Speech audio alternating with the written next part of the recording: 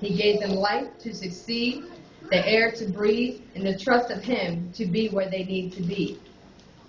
Billie Holiday, born in 1915, loved to sing jazz, jazz blues, torch songs, and even swing. Ella Fitzgerald and John Coltrane, who made music as their expression of who they were and still are today. Michael Jackson has passed away, but his music, his spirit, and the way he lived his life lives forever in the biggest way.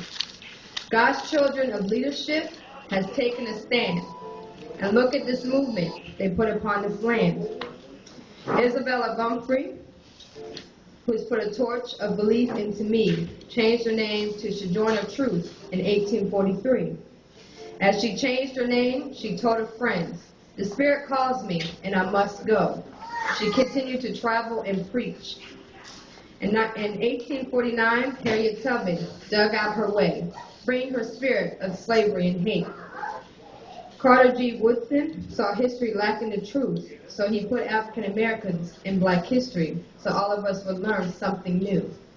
Frederick Douglass, born in 1818, had a theory: if there is no struggle, there's no progress. He later died in 1895, but went as a firm believer in equality of all people. Booker T. Washington's theory was providing needed skills to the African American society. In 1915, he passed away, but will never be forgotten how he illustrated aspirations for his race. Malcolm X, one of God's most spiritual, outgoing, and powerful leaders, was named minister in 1953 at the Boston Temple, number 11. The next year, minister of Temple 12 in Philadelphia and Temple number 7 in New York. If that's not the Lord working through his children, then I don't know what is. Here are some more children that have been blessed.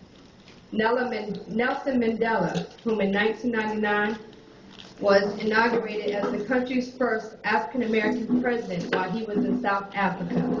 In 1955, Rosa Parks fought for her seat, and the Lord stood behind her. In 1963, I Have a Dream, Dr. Martin Luther King Jr. walked with his spirit and his head held high. God's children have all put in the right place, including Barack Obama, who ran for change in 2008. Remember, God has many beautiful things, to the water, to the land, to the birds and the bees, including this history that was just preached through me. Continue teaching our children of God about Black history and how it all begun. Continue to stick with Jesus and let him guide you with his hands, for one day we could put our own piece of history upon this land. Amen.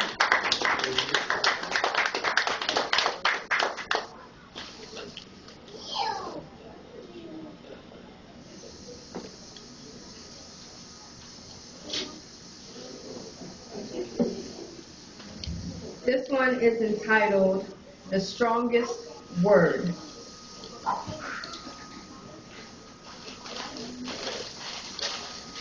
In this poem I wrote, I was given a word to write about, and the word was accept. So to me that became the strongest word, was to accept. And the other word was release. That was the other strongest word I had to use. So, release, the strongest word in my mind. Release, Lord, you know what I have to do. Release those worries that cause me pain. Release those troubles that try to make me feel shame. Release those burdens that are stuck in my soul.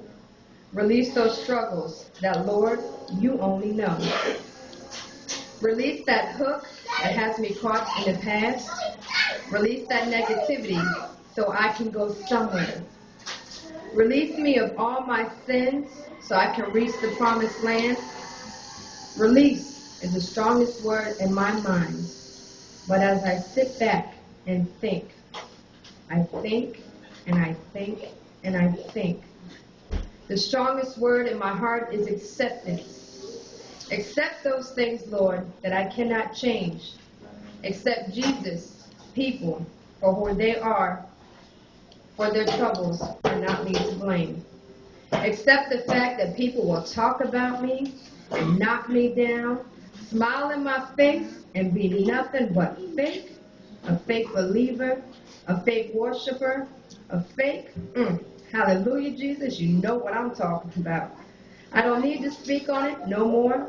As long as I accept, release, and accept, the strongest word in my mind will come to, and the strongest word in my heart will shine through with you, Jesus. Thank you.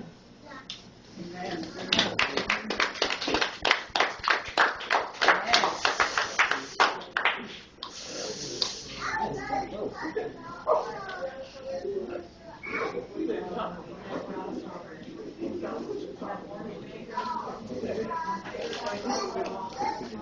This one is titled God's Healing.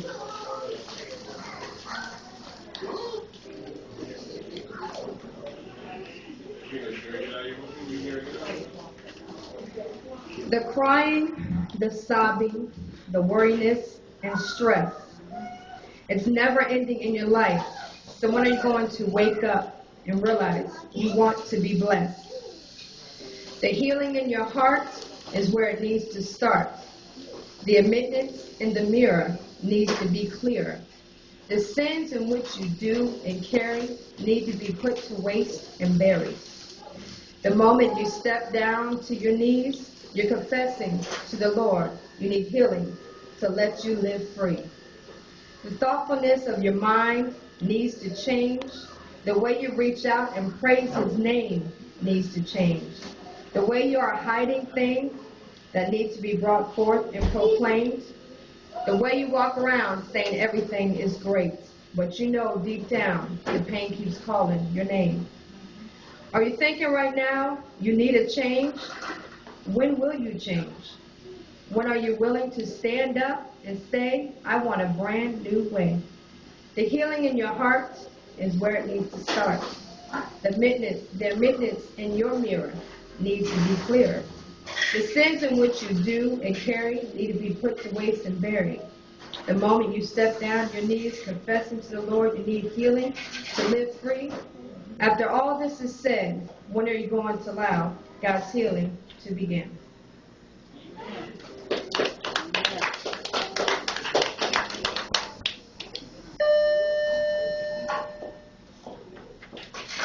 We know every day we struggle with enemies trying to bring us down, just trying to make a bad way for us. But with God, He's always there. So this one is entitled, Are You Ready for Peace? We all have enemies trying to break us down, but as long as we have peace with and of the presence of God, we will succeed to higher places and better things.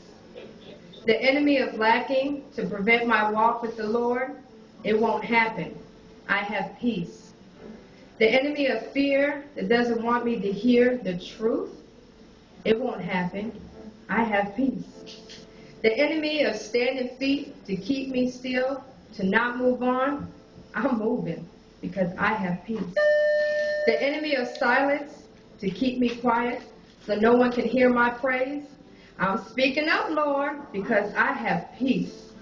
The enemy of false prophets who are attacking me to change my ways of thinking, this won't happen. I'm headstrong because I have peace.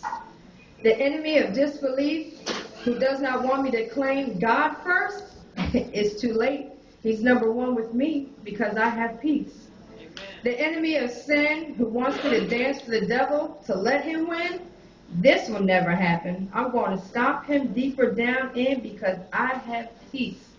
We all have enemies trying to break us down, but as long as we have peace with and of the presence of God, we will succeed to higher places and better things. So ask yourself, are you ready for peace?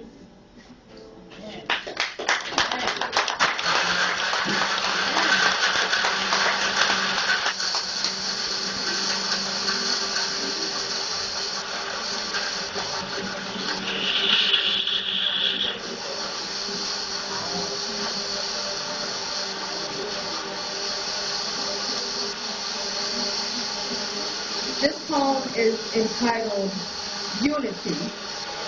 And I can say we went on a women's retreat and we learned the powerful word of unity. And it's a word that I carry so highly with me every day. There's a passage from Ephesians 4, 1 through 3 that inspired me. As a prisoner for the Lord, then I urge you to live a life worthy of the calling you have received.